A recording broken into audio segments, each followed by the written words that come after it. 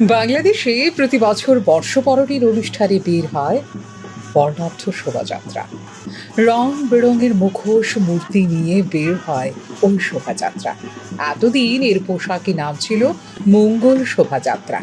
শেখ হাসিনা সরকার চলে যাওয়ার পর তা এবার হয়ে গেছে আনন্দ শোভাযাত্রা। বাংলাদেশে নতুন সরকার আসার পর ওই শোভাযাত্রার নাম নিয়ে আপত্তি ওঠে বিভিন্ন মহল থেকে। বিশেষ করে ওই শোভাযাত্রার বিরুদ্ধে আপত্তি তোলেন ইসলামপন্থীরাই।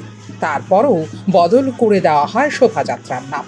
দাবি তোলা হয় মঙ্গল শোভাযাত্রার সঙ্গে জড়িয়ে রয়েছে একটি ধর্মীয় অনুষঙ্গ। হিন্দু ধর্মীয় সংস্কৃতি থেকে এসেছে শোভাযাত্রাটি। তবে বাংলা নববর্ষের ওই শোভাযাত্রার আদি নাম ছিল আনন্দ শোভাযাত্রাই। মঙ্গল শোভাযাত্রার নাম বদল নিয়ে আপত্তি তুলেছেন ঢাকা বিশ্ববিদ্যালয়ের চারুকলা বিভাগের শিক্ষার্থীরা। তাদের দাবি, এত বড় একটা নাম বদল, এ নিয়ে কোনো কথাই বলা হয়নি তাদের সঙ্গে, অথচ ইউনেস্কোর বিশ্ব সাংস্কৃতিক ঐতিহ্যের স্বীকৃতি পেয়েছে মঙ্গল শোভাযাত্রা। তাহলে সেই স্বীকৃতির কি হবে?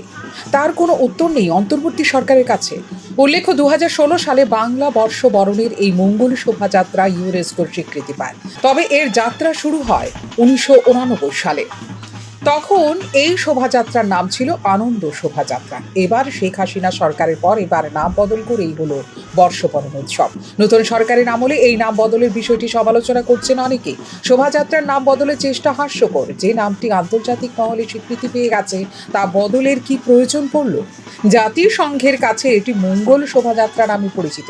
এখন মনে হতে পারে মঙ্গল শোভাযাত্রা বলে আর কিছুই নেই, এর ফলে নষ্ট হবে বিশ্বাসযোগ্যতা বলে অভিমত ব্যক্ত করেন অনেকেই। ফিউরো রিপোর্ট, নিউজ নাও।